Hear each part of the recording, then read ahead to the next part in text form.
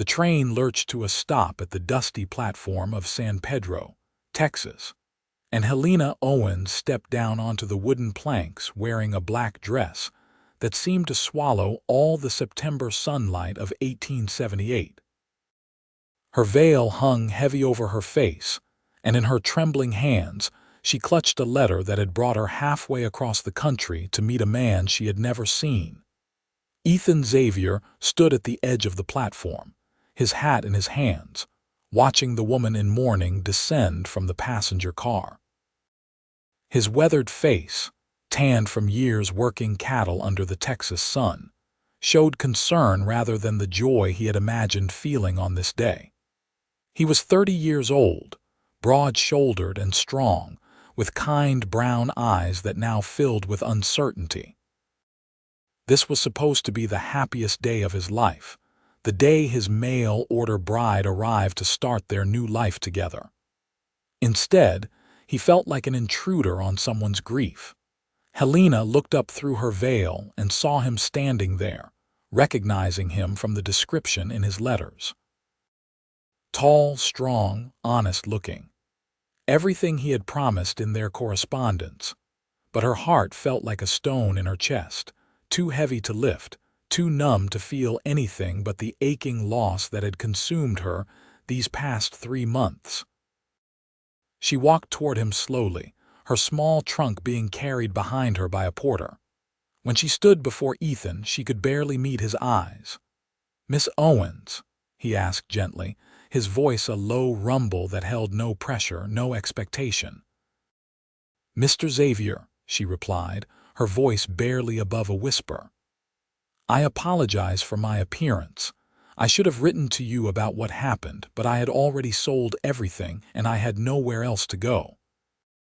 Ethan looked at her standing there in her mourning dress, so small and fragile looking despite the strength it must have taken to make this journey alone. He made a decision in that moment that surprised even himself. "No need to apologize, Miss Owens. Would you like to tell me what happened, or would you prefer to wait, my brother?" Helena said, her voice cracking. "Thomas. He was only 23. There was a factory accident in Philadelphia 3 months ago. He was all the family I had left in this world." Ethan felt his heart constrict at the pain in her voice. He had lost his own parents to fever 5 years ago, knew the particular emptiness that came with being alone in the world. That was part of why he had sought a mail-order bride in the first place. His ranch was successful enough, with good cattle and fertile land along the creek, but it was lonely. He had wanted someone to share his life with, to build a family with. "I am deeply sorry for your loss," Ethan said, and he meant it with every fiber of his being. "Miss Owens, I want you to know that I am still willing to honor our arrangement, but not right now, not like this." Helena looked up at him sharply, fear suddenly cutting through her grief. "Are you sending me back?" "Please, I have no money left for the return journey and there is nothing for me back east. I will be a good wife to you, I promise. I can cook and clean and I will work hard. Please do not send me away." Ethan held up his hand gently. "That is not what I am saying at all. What I mean is, I have a proposal for you, a different kind than we originally agreed upon." He took a deep breath, looking into her eyes through that black veil, wanting her to understand that he meant every word. "You will come home with me to my ranch. You will have your own room in the house. You will have all the time you need to grieve and to heal. I will not pressure you for anything, not for marriage, not for anything else. You will be safe there, and when you are ready, if you are ever ready, we can talk about what comes next. But I will wait, Miss Owens. I will wait until you smile again before I ask anything of you." Helena stared at him, unable to quite believe what she was hearing. In her experience, men were not patient. Men did not wait. They took what they wanted or they moved on to something easier. But this cowboy standing before her, with dirt still on his boots from his morning work and calluses on his gentle hands, was offering her something she had not dared to hope for: time. "Why would you do this?" she asked, her voice trembling. "You do not even know me." "No, I do not," Ethan agreed. "But I know grief. I know what it is like to lose everyone you love, and I know that forcing someone to pretend to be happy when their heart is breaking is no way to start a life together. So I will wait, however long it takes." A tear slipped down Helena's cheek behind her veil, the first she had allowed herself to cry in front of anyone since leaving Philadelphia. "Thank you," she whispered. Ethan picked up her trunk as if it weighed nothing and gestured toward a wagon waiting near the edge of the platform. "Come on then, let me take you home." The ride to Ethan's ranch took about 40 minutes, the wagon rolling along a well-worn dirt road that stretched across the flat Texas landscape. Helena sat beside him on the bench seat, her hands folded in her lap, looking out at the endless sky. She had never seen so much open space before. Philadelphia had been all narrow streets and tall buildings, the sky just a strip of blue between brick and stone. Here, the heavens seemed to go on forever, and it made her feel both incredibly small and somehow freed from the weight she had been carrying. Ethan did not push conversation, just drove the wagon with steady competence, occasionally pointing out a landmark. "That is the Martinez place over there. Good people. They have been here longer than anyone back when this was still Mexico, and past that ridge is where the creek runs through my land. Best water in the county." Helena appreciated that he was trying to make her feel comfortable without demanding responses. She did not have the energy to give. She found herself studying him from the corner of her eye. His letters had been kind and well-written, speaking of his desire for a partner, for family, for someone to share the beauty of this land with. She had responded because she had been struggling to make ends meet after her parents died of consumption 2 years ago, and Thomas had been working himself to exhaustion trying to support them both. The idea of going somewhere new, of having security and purpose, had seemed like an answer to prayer. Then Thomas had died, crushed by machinery in a textile factory, and her world had shattered. But by then the arrangements were made, the money exchanged for her train ticket, their tiny apartment already given up. So she had come west anyway, not knowing what else to do, hoping this stranger might show her mercy. And he had. The ranch appeared as they crested a small rise. It was more substantial than Helena had expected, with a solid 2-story house painted white, a large barn, several outbuildings and corrals where horses and cattle moved lazily in the afternoon heat. Everything looked well maintained and cared for, speaking to Ethan's character as a man who took pride in his work. "It is beautiful," Helena said softly, the first voluntary words she had spoken since they left town. Ethan smiled just a little. "Thank you. I built most of it myself over the past 8 years. Started with just the barn and a lean-to shelter. Added the house 4 years ago, thinking maybe someday I would have a family to fill it." He pulled the wagon up to the front of the house and set the brake before jumping down and coming around to help Helena down. She accepted his hand, noting how careful he was not to hold on longer than necessary, respecting the boundaries he had promised. Inside, the house was simple but comfortable.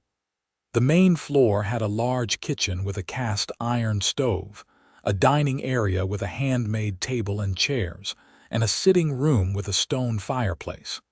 Stairs led up to the second floor. "There are 3 bedrooms upstairs," Ethan explained, carrying her trunk easily. "I use the one at the front. I have prepared the one at the back for you. It has a nice view of the creek and the cottonwood trees. The middle room is empty right now, just storage mostly." He led her upstairs and opened the door to a pleasant room with a real bed, a dresser, a washstand, and a rocking chair by the window. White curtains fluttered in the breeze, and true to his word, She could see a line of trees in the distance marking the path of the creek.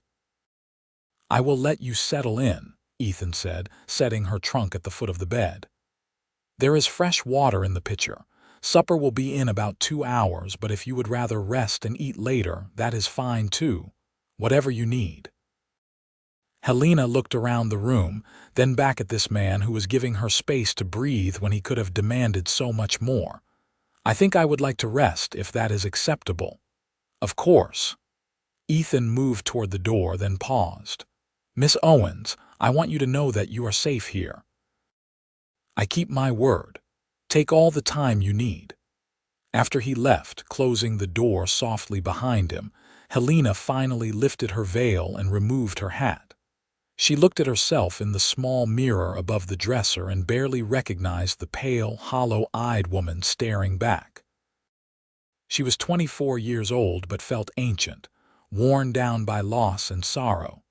She unpacked her few belongings, hanging her 2 other dresses in the small wardrobe, both of them black like the one she wore. Everything else she owned fit in 2 drawers of the dresser. Her whole life reduced to so little. As the sun began to set, painting the Texas sky in shades of orange and purple she had never seen before, Helena lay down on the bed fully clothed and finally allowed herself to weep. She cried for Thomas, for her parents, for the life she had lost and the uncertain future she faced. She cried until she had no tears left, and then she lay there staring at the ceiling, listening to the unfamiliar sounds of the ranch settling around her. Downstairs, Ethan heard the muffled sounds of her crying and his heart ached for her. He had prepared a simple supper of beans, cornbread, and salt pork, but he did not call her down. Instead, he wrapped a portion and left it warming on the back of the stove in case she came down hungry later. He sat on his front porch as the stars came out, more stars than anyone could count, and thought about the woman upstairs. She was not what he had expected, but then, life rarely went according to plan. He had meant what he said, though. He would wait. There was something about Helena Owens that drew him, even in her sorrow. A strength that kept her moving forward even when everything had fallen apart. A dignity in how she carried herself despite her pain. Yes, he would wait. However long it took. The first week passed slowly. Helena kept mostly to her room, coming down only for meals that she barely touched. Ethan maintained his routine, rising before dawn to tend the cattle, mending fences, caring for the horses. He never pushed her, never asked for anything, just made sure there was food ready and gave her space. On the 8th day, he came in from the morning chores to find Helena in the kitchen, washing the breakfast dishes he had left in the basin. "You do not have to do that," he said gently. "I know," Helena replied, not looking at him, "but I cannot just sit in that room forever. I need to do something, anything, to feel useful." Ethan nodded, understanding. "Would you like to help me with the chickens, then? I have been putting off cleaning out the coop. It is not glamorous work, but it does need doing." For the first time since her arrival, Helena almost smiled. Almost. "I do not mind unglamorous work. Lead the way." They worked together in companionable silence, mucking out the chicken coop and laying down fresh straw. The physical labor felt good to Helena, distracting her mind from its constant circling of grief. She watched Ethan work, noting his efficiency, the way he was gentle even with the cranky old hens that pecked at his hands. "How long have you had the ranch?" she asked, surprising herself with the question. "Bought the land 8 years ago when I was 22, Ethan said, scattering feed for the chickens. "Saved up my wages from working on other people's ranches since I was 14. This land was cheap because the previous owner gave up on it. The creek floods sometimes, and he lost patience. But I knew if I worked with the land instead of against it, built in the right places, it could thrive." "And it has," Helena observed, looking around at the well-kept ranch. "It has," Ethan agreed. but it has been lonely. A ranch like this, it is meant to be shared with family. That is why I wrote to the marriage broker back east. I wanted a partner, someone to build a real life with. Helena felt a pang of guilt. I am sorry I came to you like this, broken and grieving. This is not what you wanted. Ethan stopped what he was doing and looked at her directly. You are not broken, Miss Owens. You are hurting. There is a difference. Broken things cannot heal, but hurt with time and care that can mend. His words struck something deep inside her, and Helena had to look away, blinking back tears. I hope you are right. I am, Ethan said with quiet confidence. I have seen it happen. After my parents died, I thought I would never feel whole again. But time passed and the hurt became less sharp. It never goes away entirely, but it becomes something you can carry without it crushing you. They finished with the chickens and moved on to other chores. Helena found herself working alongside Ethan most days after that, doing what she could to help around the ranch. She fed the chickens, gathered eggs, helped tend the vegetable garden behind the house, and learned to milk the 2 dairy cows. The work was hard but satisfying, and it gave structure to her days. Ethan was patient with her inexperience, teaching her without condescension.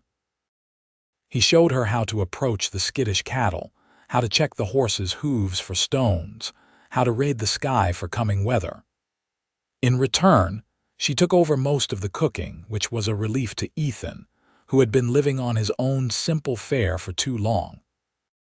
Helena was a good cook, having learned from her mother. She made stews that actually had flavor, bread that rose properly, and even pies with wild berries that Ethan showed her where to find along the creek. She found that cooking for someone who genuinely appreciated her efforts brought her a small measure of peace. The weeks turned into a month, and then 2 months. Helena still wore her mourning clothes, still felt the weight of her loss, but the sharp edges of her grief were beginning to dull slightly. She found herself noticing small beauties in her new life. The way the morning sun turned the grass golden, the sound of the wind in the cottonwood trees, the satisfaction of a full egg basket. She also found herself noticing Ethan more. The way he always made sure she had the best portion of food at dinner. How he would leave wildflowers on the kitchen table sometimes, never saying they were for her but clearly placed where she would see them. The sound of his voice when he sang to the horses while he worked, old songs his mother had taught him. He never pressed her, never invaded her space, but he was always there, steady and solid and kind. One evening in late November, as they sat on the porch watching the sun set, Ethan said, "Winter is coming soon. It gets cold here, though not like back east from what I hear. I was thinking I should teach you to shoot, in case you ever need to protect yourself while I am out on the range." Helena looked at him, surprised. "You would trust me with a gun, of course. This is your home now, whether we marry or not. You should know how to defend it." That phrase, "your home now," settled into Helena's heart with unexpected warmth. She had not felt like she had a home since her parents died. The tiny apartment she and Thomas had shared in Philadelphia had just been a place to sleep, to survive.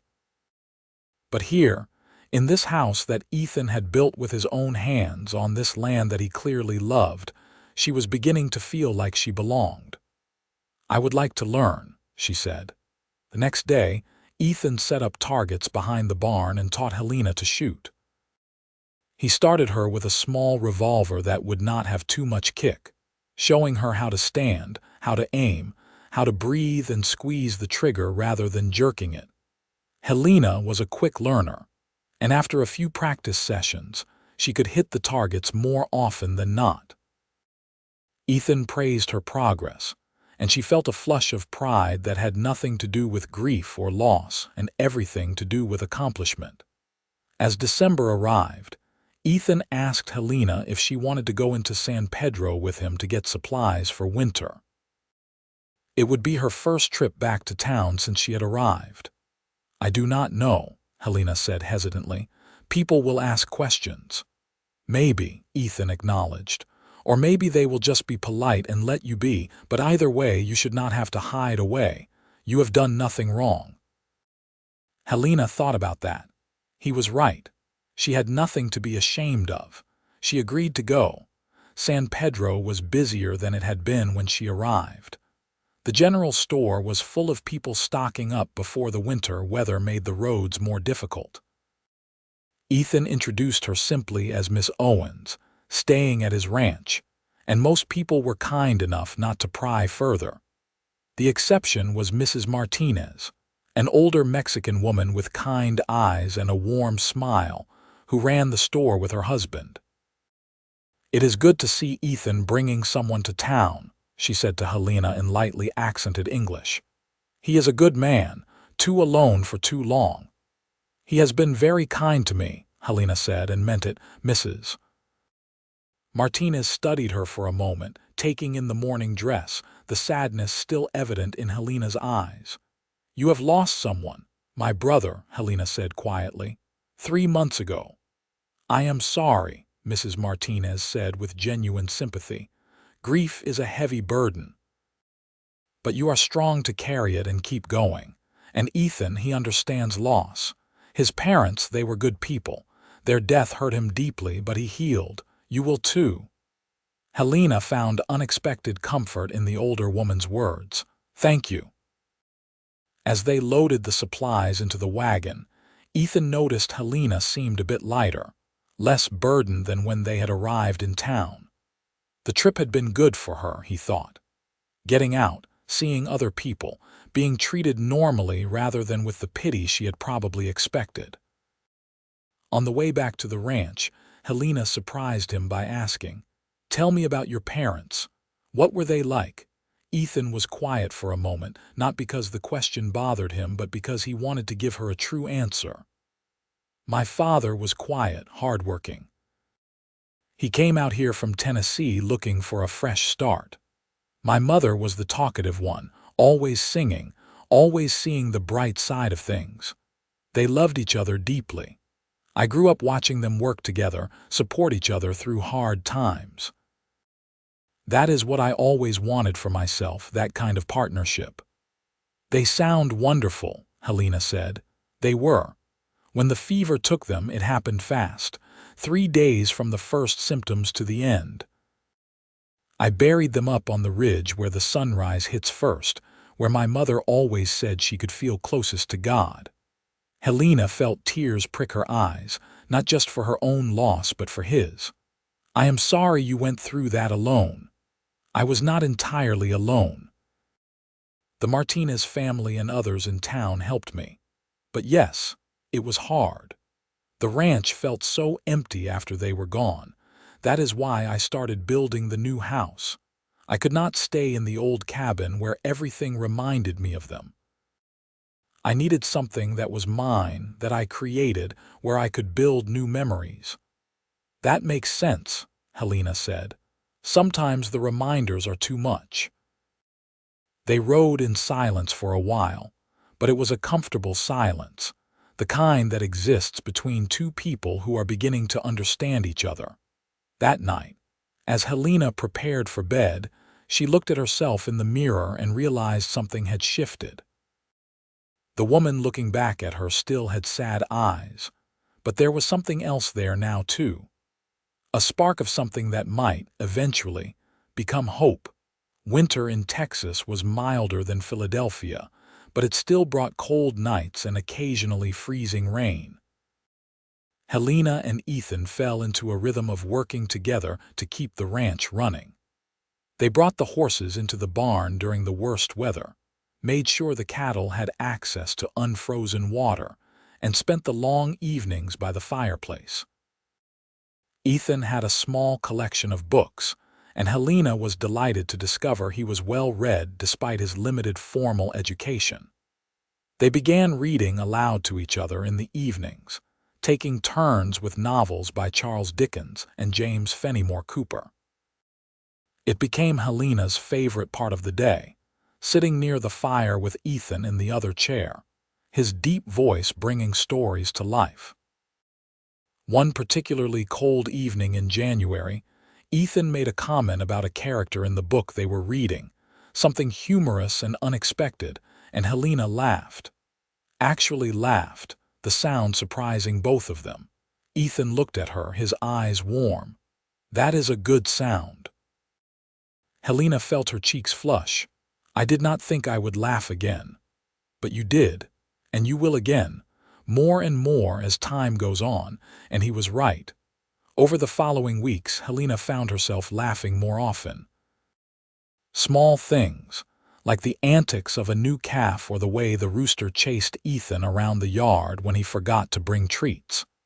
The weight of her grief was still there, but it was becoming something she could carry without it consuming her entirely. February brought a spell of warmer weather, and Ethan suggested they ride out to check on the far pastures where some of the cattle had wandered. He saddled 2 horses, a gentle mare named Daisy for Helena and his own gelding, Duke.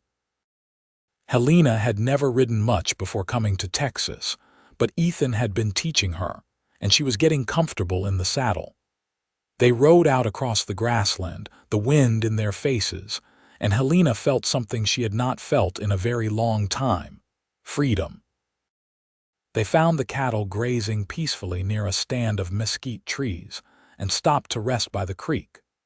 The water ran clear and cold over smooth stones, and the cottonwood trees were just beginning to show the first hints of spring green. "This is my favorite spot on the whole ranch," Ethan said, dismounting and helping Helena down. "When things get hard, I come here to think." Helena looked around at the peaceful scene and understood why. "It is beautiful, so quiet and calm." They sat on a fallen log by the water, watching the current flow past. After a while, Helena said, "Ethan, I want to thank you." "For what?" "For everything. For keeping your word, for being patient, for giving me time to grieve without making me feel guilty or burdensome. You could have sent me back east or demanded I fulfill our original agreement, but you did not. I will never forget that kindness." Ethan looked at her, really looked at her, seeing not just the grieving woman who had arrived in mourning clothes, but the strong, resilient, intelligent person underneath. "You are not a burden, Helena. These past months, having you here, it has been good. The ranch feels like a home now, not just a place I live." Helena felt her heart beat faster at his words, at the way he was looking at her. Something was shifting between them, had been shifting gradually for weeks now, and she was just beginning to acknowledge it. "It feels like home to me too," she said softly. They sat there for a while longer, not touching but closer than they had been before, a new understanding growing between them. March brought spring in earnest, with wildflowers blooming across the grasslands in waves of blue and yellow and red.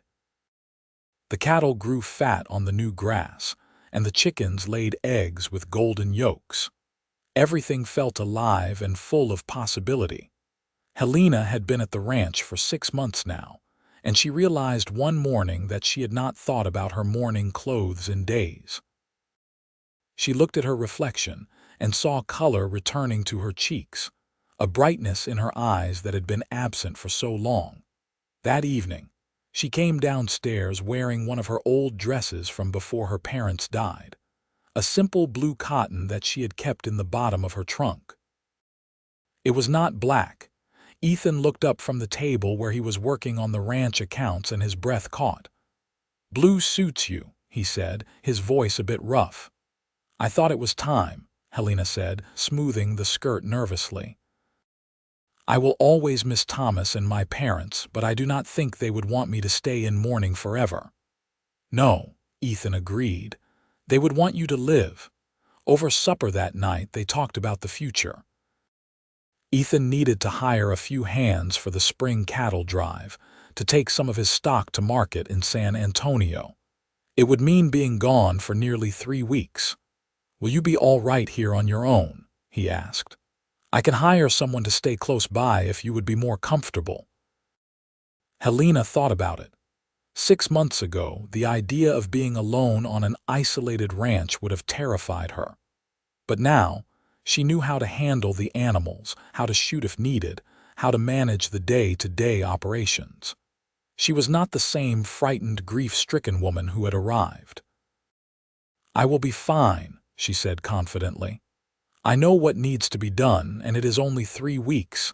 Ethan smiled, pride evident in his expression. "You have become quite the ranch woman." "I have had a good teacher," Helena said, and the look that passed between them held more than just friendly appreciation. The night before Ethan was to leave for the cattle drive, they sat on the porch watching the stars, as had become their habit. The air was warm with the promise of summer coming, and night birds called in the distance. "Helena," Ethan said quietly, "I need to tell you something before I go." She turned to look at him, her heart suddenly beating faster. "What is it?" He took a deep breath, choosing his words carefully. "When you first arrived, I promised I would wait until you smiled again before I asked anything of you. Well, you have been smiling lately. Really smiling with genuine happiness in your eyes. And I find myself wanting to tell you that these past 6 months have been the best of my life, even with all the grief you were carrying. You have made this house a home. You have brought life and warmth to every corner of this ranch, and I have come to care for you deeply." Helena felt tears spring to her eyes, but they were not tears of sorrow this time. "Ethan," he held up a hand gently. "You do not have to say anything right now. I just wanted you to know how I feel before I leave. When I come back, if you are willing, I would like us to talk about our future. About maybe making our arrangement permanent, not because we agreed to it through letters, but because we choose each other." Helena reached out and took his hand, the first time she had initiated physical contact with him. His hand was calloused and strong, warm and steady, just like the man himself. "I care for you too," she said, her voice trembling with emotion. "I did not think I could feel this way again after losing everyone I loved.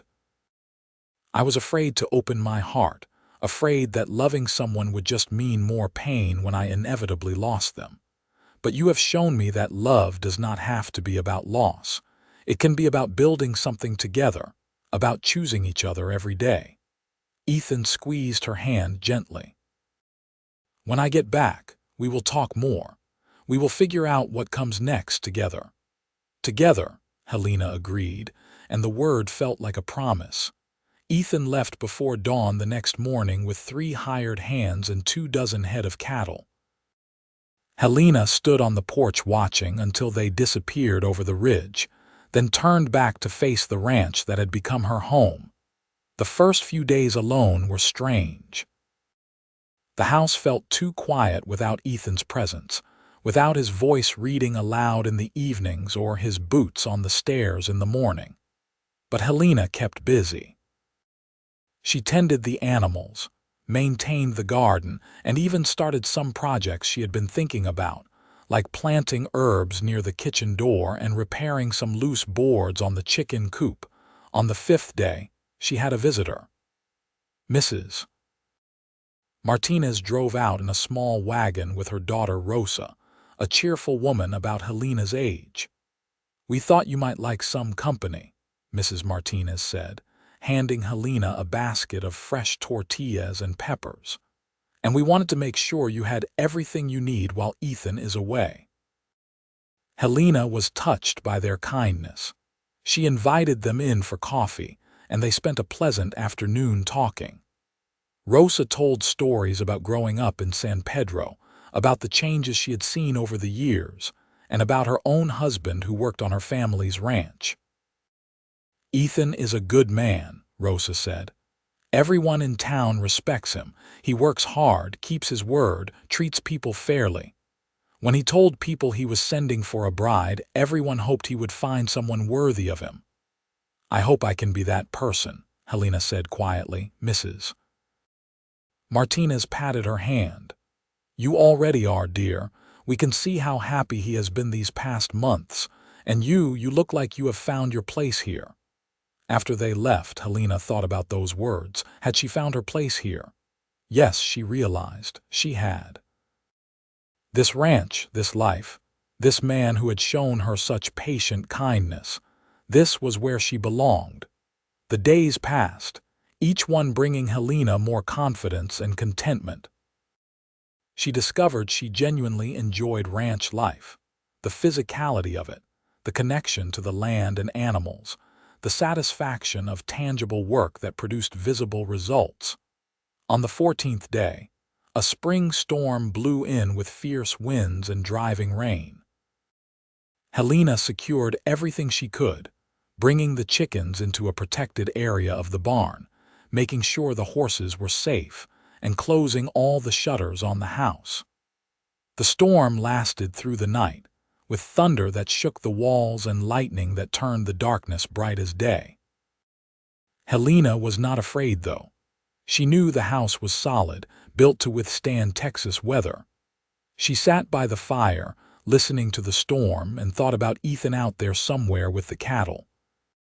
She hoped he was safe and dry, and she realized with a start that she was not just hoping, she was praying. Praying for his safety with a fervor that came from a heart that had opened again, that had let love back in. The storm passed by morning, leaving everything washed clean and fresh. Helena went out to assess any damage and found it was minimal, just some scattered debris and a section of fence that would need mending. She was proud of herself for handling it all on her own. Ethan returned on the 19th day, riding up to the house at sunset. Helena heard the hoofbeats and came running out, her heart soaring at the sight of him. He dismounted quickly, and she flew into his arms without thinking, just needing to feel that he was really there, really home, really safe. Ethan held her tight, burying his face in her hair.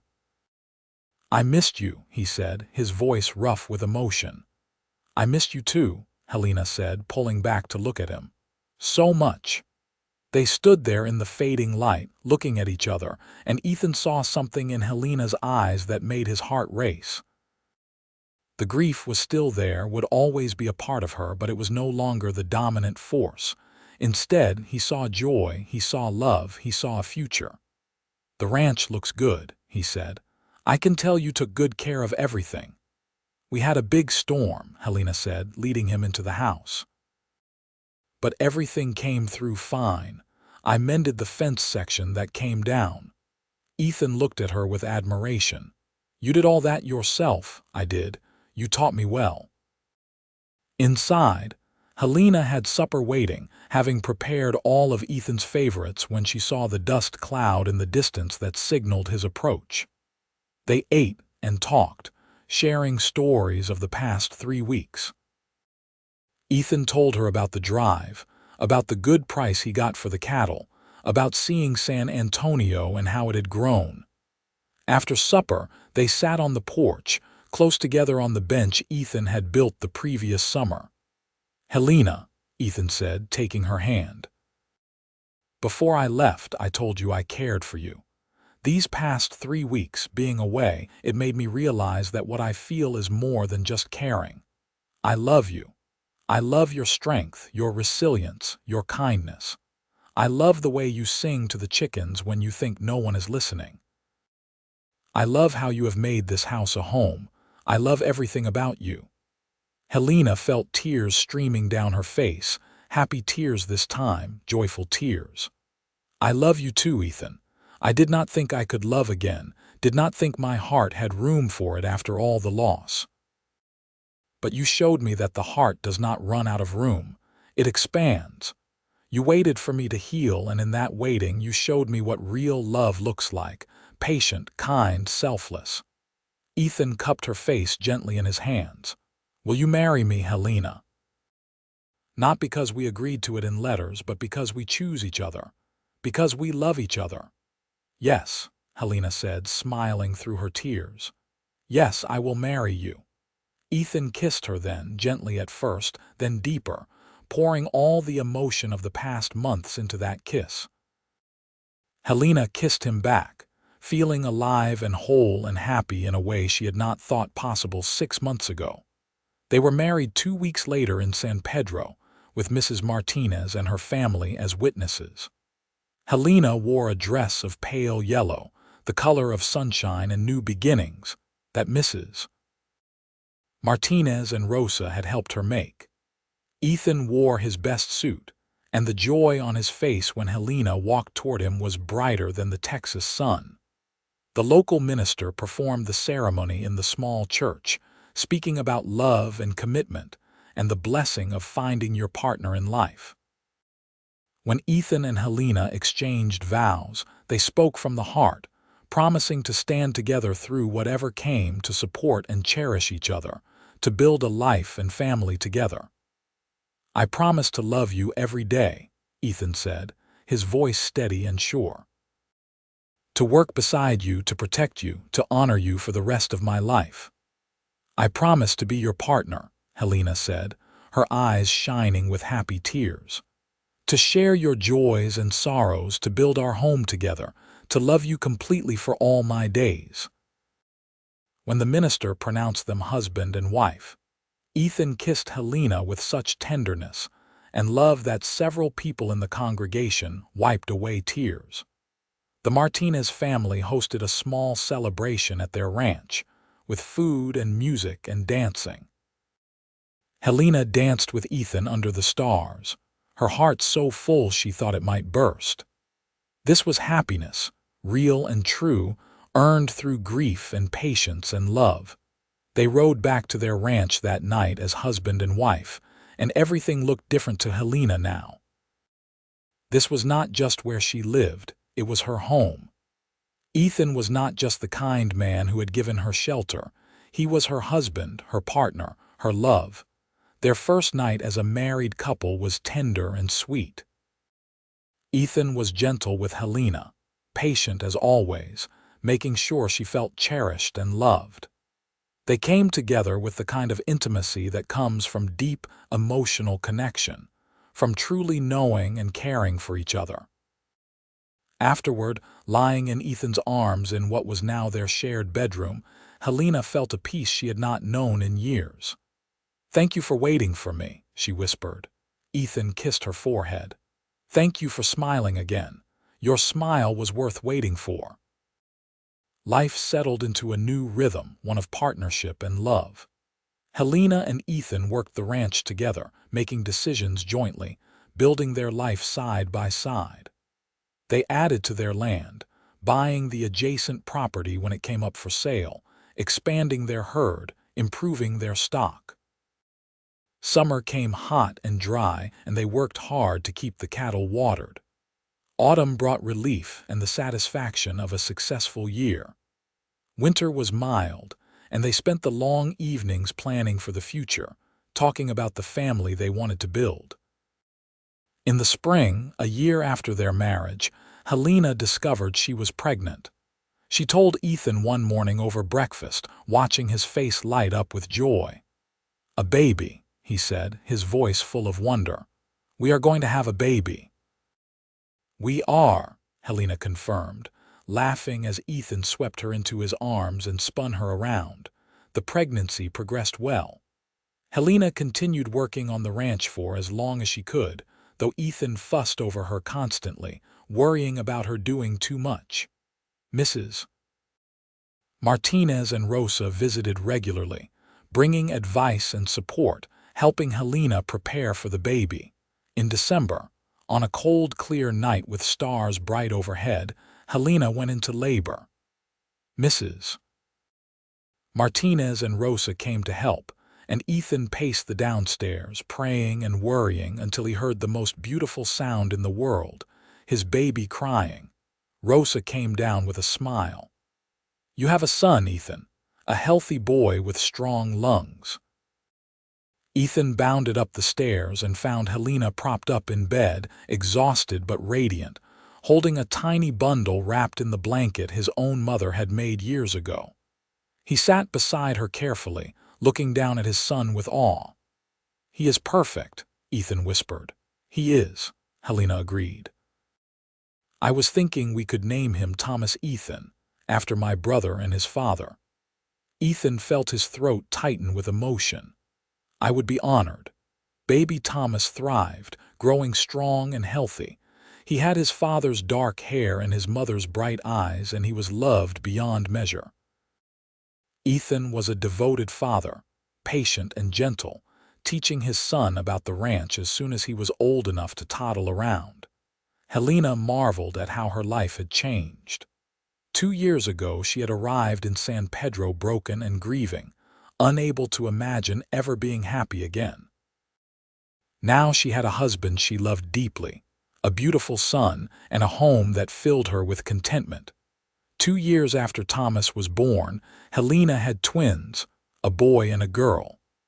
They named them Sarah and Samuel, and the house was suddenly full of noise and laughter and life. Ethan hired more hands to help with the ranch, so he could spend more time with his growing family. The children grew up knowing they were loved, learning to ride and rope, helping with the animals, running wild across the grassland. Thomas was serious and responsible like his father, while the twins were more adventurous, always getting into mischief. When Thomas was 10, he asked his mother about the brother he had been named after. Helena sat with him on the porch and told him about Uncle Thomas, about his kindness and his hard work, about how he had taken care of her after their parents died. "I am sorry he died," young Thomas said, "but I am glad you came here to Papa." "I am too," Helena said, hugging her son. "Uncle Thomas would have loved you so much. He would have been proud to have you carry his name." Ethan joined them on the porch, sitting beside Helena and pulling her close. Their children ran around the yard, the twins chasing chickens while their older brother tried to restore order, and everything was exactly as it should be. "You ever think about that day I arrived?" Helena asked Ethan. "Sometimes," he admitted. "I think about how scared you looked, how small and lost. And then I look at you now, so strong and confident and happy, and I am amazed by your transformation." "You helped me become this person," Helena said. "You gave me the space and time to heal, and then you showed me how to love again." "We healed each other," Ethan said, kissing her temple. "You made me whole too. Before you came, this was just a ranch. Now it is a home, a family, everything I ever wanted." As the sun set over their land, painting the sky in brilliant shades of orange and pink, Helena thought about her journey. From grief and loss to love and abundance, from mourning to joy, from merely surviving to truly living. She had arrived in mourning, but Ethan had kept his promise. He had waited until she smiled again, and in that waiting he had given her the greatest gift, a future filled with love. The years continued to pass in a blur of happiness and hard work. The ranch prospered under their joint management, becoming one of the most successful in the region. They added more land, built a new barn, improved their herds, but more importantly, they built a life rich in love and family. Young Thomas grew into a fine young man, thoughtful and hardworking like his father, with his mother's compassionate heart. At 18, he started courting the daughter of a neighboring rancher, a sweet girl named Marie. Ethan and Helena watched their son fall in love and were reminded of their own journey. The twins, Sarah and Samuel, were 17 and inseparable despite their different personalities. Sarah was bold and fearless, determined to be as good a rancher as her father and brother. Samuel was quieter, more studious, talking about maybe going to college to study agriculture so he could bring new techniques back to the ranch. 2 more children had been born over the years, another daughter named Grace, now 12, and a son named James, who was 8. The house was always full of noise and activity, exactly as Helena and Ethan had dreamed. One evening, as they celebrated their 20th wedding anniversary, surrounded by their children and grandchildren, Thomas and Marie had married and had a baby daughter. Helena stood on the porch looking out at the land that had become her home. Ethan came up behind her, wrapping his arms around her waist and resting his chin on her shoulder. "What are you thinking about?" "Everything," Helena said, leaning back against him. "I was remembering the woman who stepped off that train 21 years ago, so lost and broken. Sometimes it feels like a different person, a different life." "In some ways it was," Ethan said. "But the core of who you are, that strength and resilience and capacity for love, that was always there. I just helped you remember it." Helena turned in his arms to face him. At 45, he had some silver in his hair and lines around his eyes, but to her, he was as handsome as the day they met. "You did more than help me remember.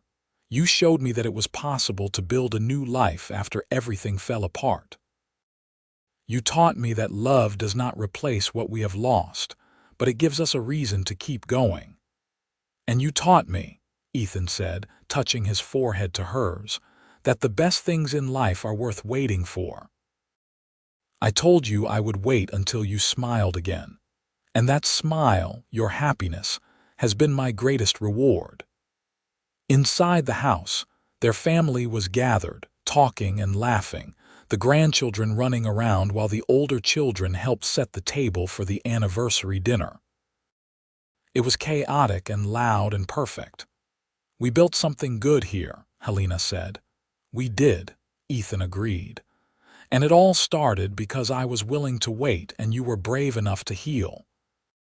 They stood there together as the sun set over their ranch, over the land they had worked together for more than 2 decades, over the home they had filled with love and family. The mail-order bride who had arrived in mourning had become a beloved wife, devoted mother, and strong partner. The lonely cowboy who had promised to wait had been rewarded with a love deeper than he had ever imagined. As they walked back inside to join their family, Helena looked up at Ethan and smiled. That same smile he had waited so patiently to see all those years ago. It was a smile of pure joy, of deep contentment, of a life well lived and a love well earned. And Ethan, looking down at his wife, his partner, his love, smiled back, knowing that every moment of waiting had been worth it for this, for her, for the beautiful life they had built together. The anniversary dinner was a joyful affair, with everyone sharing stories and memories. Young Marie held baby Elizabeth, cooing at her grandmother Helena, while Thomas beamed with pride at his growing family. Sarah announced she was planning to expand the breeding program for the horses, full of enthusiasm and ideas. Samuel shared news that he had been accepted to the Agricultural College in Austin and would start in the fall. Grace played the piano after dinner, a lovely instrument that Ethan had bought for Helena's 40th birthday, and they all sang together. James, the youngest, fell asleep on his father's lap, exhausted from playing with his niece. Later that night, after everyone had either gone home or gone to bed, Ethan and Helena sat by the fire in their bedroom, comfortable in the silence that came from 20 years of knowing each other completely. "You have any regrets?" Ethan asked, a question he had never posed before. Helena considered carefully. "I regret that my family did not get to know you or see this life I have built. I wish Thomas could have met his namesake. I wish my parents could have known their grandchildren. But do I regret coming here, marrying you, building this life? Never. Not for a single moment." "I feel the same," Ethan said. "Every challenge we faced, every difficult moment, it was all worth it to get here, to have this." Helena moved to sit beside him on the settee, tucking herself against his side as naturally as breathing. "What do you think the future holds?" "More of this, I hope," Ethan said. "Watching our children build their own lives, welcoming more grandchildren, growing old together on this land we love." "That sounds perfect," Helena said, and it was. The years continued to unfold in a pattern of seasons and celebrations. Thomas and Marie had 2 more children, expanding the family further. Samuel went to college and came back full of new ideas that helped make the ranch even more productive. Sarah eventually married a cowboy who worked on their ranch, a good man who respected her strength and shared her passion for the land. Grace showed a talent for healing and became the closest thing San Pedro had to a doctor, helping people and animals alike. James developed his grandfather's gift with horses, training them with patience and understanding through it all. Ethan and Helena remained the center of their family, the foundation upon which everything else was built. They worked together, laughed together, faced challenges together, and loved each other more deeply with each passing year. When Ethan turned 60, the whole family gathered for a massive celebration. There were now 10 grandchildren running around the ranch, with another on the way. The house that Ethan had built with dreams of family was filled to bursting with exactly that. During a quiet moment in the celebration, young Elizabeth, now 12 and the spitting image of her grandmother, approached Helena with a question. "Grandma, Daddy told me you came here as a mail-order bride. What does that mean?" Helena smiled and pulled her granddaughter close. "It means that your grandfather and I agreed to marry before we had ever met, based on letters we exchanged. In my case, I came here from very far away to become his wife." "That sounds scary," Elizabeth said. "Were you scared?" "Very scared," Helena admitted. "And sad too. My brother had just died and I felt very lost and alone. But your grandfather, he was so kind. He told me he would wait until I was happy again before expecting anything from me." "And did you get happy again?" Elizabeth asked. Helena looked across the yard to where Ethan was bouncing his youngest grandchild on his knee, his face alight with joy. "I did, sweetheart. Very happy. Happier than I ever thought possible. Because you fell in love with Grandpa, yes, and because I built a life here that I am proud of. Family, home, purpose. All the things that make life worth living." Elizabeth hugged her grandmother tight. "I am glad you came here. Otherwise, none of us would exist." Helena laughed, kissing the top of her granddaughter's head. "That is a very good point. I am glad I came here too." As the evening wound down and family members started heading to their own homes, making plans to return soon, Helena helped clean up alongside her daughters and daughters-in-law. They worked together easily, and Helena was struck by the realization that this was exactly what she had hoped for when she first learned she was pregnant with Thomas. A family that loved each other, supported each other, chose to be together. That night, lying in bed beside Ethan, both of them tired but content, Helena said, "You know, I never thanked you properly." "For what?" Ethan asked sleepily. "For seeing past my grief to the person I could become, for having faith in me when I had none in myself, for loving me enough to wait." Ethan pulled her closer. "Helena, loving you has been the easiest thing I have ever done. From that first day, even with all your pain, I could see your strength. I just had to give you time to see it too." "Well, I see it now," Helena said, "and I see everything we have built together. Our children, our grandchildren, this ranch, this life. It is more than I ever dreamed possible." "It is more than I dreamed too," Ethan admitted. "And it all started because a grieving woman in a black dress stepped off a train and I made a promise to wait. Best promise I ever made." They fell asleep in each other's arms as they had done for 20 years, secure in their love and the life they had created. The seasons continued their eternal cycle. Spring brought new calves and foals. Summer brought hard work and long days. Autumn brought harvest and preparations for winter. And winter brought the family together around warm fires and shared meals. Helena continued to be the heart of the family, organizing gatherings, remembering birthdays, making sure everyone felt connected and loved. She had a special gift for seeing when someone was struggling and knowing exactly what to say or do to help. It was a gift born from her own experience with grief and healing. When Sarah's husband was injured in a riding accident and faced a long recovery, it was Helena who sat with Sarah and reminded her that strength came not from never needing help, but from accepting it when offered. When Samuel struggled with some failures in his agricultural experiments, it was Helena who encouraged him to keep trying, sharing stories of her own mistakes and learning experiences. Ethan remained the rock of the family, steady and reliable, working the ranch with his sons and teaching his grandsons and granddaughters everything he knew. He had a particular bond with young James, who shared his deep connection to the land and animals. Together, Helena and Ethan created a legacy that went far beyond the successful ranch or the land they owned. They created a family built on love, respect, and the understanding that everyone deserves patience and grace, especially during difficult times. On their 30th wedding anniversary, the entire family gathered once again. There were now 15 grandchildren ranging in age from newborn to 22, and 2 great-grandchildren.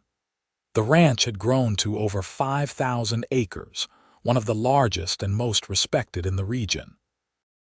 But as Helena looked around at her family, she knew the real measure of their success was not in acres or cattle or money. It was in the love that filled every corner of their home, in the laughter of children who felt safe and cherished, in the strong bonds between siblings and cousins and generations. Thomas, now 40, and the primary manager of the ranch alongside his younger brother James, stood to make a toast. 30 years ago, my mother and father were married in the church in San Pedro. But their story really began a year before that, when a woman in mourning arrived on a train, and a cowboy promised to wait until she smiled again. He looked at his parents with deep affection. That promise, and the love that grew from it, created all of this. Every person in this room exists because of the patience and faith and love that my parents showed each other. They taught us that real love is not just about the easy times. It is about waiting for each other, supporting each other through grief and challenge, and choosing each other every single day. He raised his glass. To my parents, who showed us what true love looks like, may we all be fortunate enough to find even a fraction of what you have. To Ethan and Helena, the room chorused, glasses raised high. Helena felt tears streaming down her face, but they were happy tears, grateful tears. She looked at Ethan and saw his eyes were wet too. He took her hand and squeezed it gently. "I would do it all again," he whispered to her. "Every moment, every challenge, every joy, all of it, as long as it led me to you." "And I would get on that train again," Helena whispered back, "even knowing the grief I would have to carry because it brought me here to you, to this beautiful life."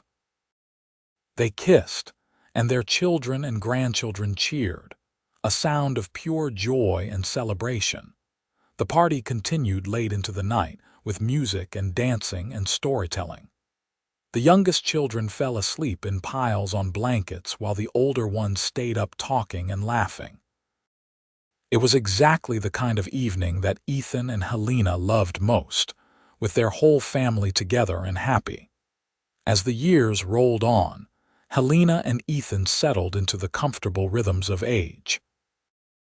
They handed more of the ranch responsibilities to their children, though both remained active and involved. They spent their days working in Helena's expansive garden, riding out to check on cattle, and most importantly, spending time with their ever-growing family. When Ethan's health began to decline in his mid-70s, Helena was there every step of the way, caring for him with the same patience and devotion he had shown her all those years ago. She held his hand through difficult days, read to him in the evenings, and reminded him of all the beautiful moments they had shared. "I am not ready to leave you," Ethan said one evening as they sat on the porch watching the sunset, a view they had shared thousands of times. "I know," Helena said, her heart aching but grateful for every day they still had together. "But when the time comes, you will go knowing you were loved completely, and that the legacy you built will continue for generations." Ethan squeezed her hand. "My only regret is that I will not be here to take care of you." "You have taken care of me for over 50 years, Helena said. "You taught me how to be strong. I will manage, though I will miss you every single day." But Ethan rallied, his strong constitution and stubborn will giving them several more years together. They celebrated their 50th wedding anniversary, surrounded by what had become a small army of descendants. There were now great-great-grandchildren running around, the youngest generation carrying on the Xavier name and heritage. During the celebration, Helena stood to make her own toast, something she rarely did. The room fell quiet as she began to speak. 51 years ago, I arrived in San Pedro wearing black and carrying grief that felt like it would crush me. I was meeting a stranger who I was supposed to marry, and I was terrified that I had made a terrible mistake. But then I met Ethan, and he said words I have never forgotten. He said he would wait until I smiled again. She paused, looking at her husband with eyes full of love. That promise changed my life. It gave me the time and space I needed to heal. It showed me what real love looks like, patient and kind and selfless. And in that waiting, in that space he created for me, I found not just healing but joy, not just survival but a life more beautiful than anything I had imagined. She raised her glass. "Ethan Xavier, you are the best man I have ever known. Thank you for waiting for my smile. Thank you for 50 years of love and partnership. Thank you for this family, this life, this everything." There was not a dry eye in the room as everyone toasted, and Ethan stood carefully to embrace his wife, holding her close as he had done for half a century. Ethan passed away peacefully in his sleep 2 years later at the age of 77. He died as he had lived, with Helena by his side, surrounded by love. The funeral was attended by hundreds of people from all over the county, testimony to the respect and affection the community had for him. Helena grieved deeply, but this grief was different from the one that had brought her to Texas so long ago. That grief had been sharp and cutting, filled with despair and hopelessness. This grief was softer, mixed with gratitude for the many years they had shared, and the knowledge that Ethan had lived a full, happy life. She buried him on the ridge where he had buried his parents, where the sunrise hit first every morning. She planted wildflowers around the grave, the same kind that had bloomed across their land every spring. For the next 5 years, Helena continued to live on the ranch, surrounded by her children and grandchildren who made sure she was never alone. She spent her days in the garden, telling stories to the youngest generation about their grandfather and the life they had built together. When Helena was 80, sitting on the porch in her rocking chair watching her great-great-grandchildren play in the yard, she felt a profound sense of peace. Her life had been long and full, marked by both deep sorrow and profound joy. She had known grief and she had known love, and both had shaped her into who she was. That night, she passed away in her sleep, peacefully and without pain. Her family mourned but also celebrated a life well lived, a legacy of love that would continue for generations to come. They buried her next to Ethan on the ridge, and on her gravestone, they inscribed the words that had changed her life. He waited until she smiled again. The ranch continued under the management of the Xavier descendants, each generation adding their own chapter to the story, while honoring the foundation that Ethan and Helena had built. The house remained in the family, always full of life and love, just as its builders had intended. And on spring mornings, when the sun rose over the ridge and touched the two graves covered in wildflowers, it seemed like you could almost hear it. The sound of laughter, the whisper of promises kept, the echo of a love story that began with grief but bloomed into something beautiful and lasting. The mail-order bride who arrived in mourning and the cowboy who promised to wait had created something that would outlast them both. A family built on patience, a love that conquered grief, and a legacy that proved that sometimes the best things in life are worth waiting for. Their story became family legend, told and retold to each new generation. Children grew up hearing about how great-great-grandmother Helena came west in her mourning dress, and how great-great-grandfather Ethan had promised to wait until she smiled again. It became a reminder that love requires patience, that healing takes time, and that the greatest gift you can give someone is the space to become who they are meant to be. The ranch itself became a symbol of their love, each building and pasture holding memories of the life they built together. The house where Helena first found refuge, the barn where they worked side by side, the ridge where they were laid to rest together, looking out over the land they had loved. And every spring, without fail, wildflowers bloomed across the Xavier Ranch, a living reminder of a promise kept and a love that endured beyond grief, beyond time, beyond anything that tried to diminish it. The mail-order bride had arrived in mourning, but she had left a legacy of joy. The cowboy had promised to wait, and in that waiting, he had found everything he had ever wanted. Their love story, born from patience and watered with tears, had blossomed into something magnificent, proving that even in the depths of grief, hope could take root and grow into something beautiful. And that, perhaps, was the greatest legacy of all.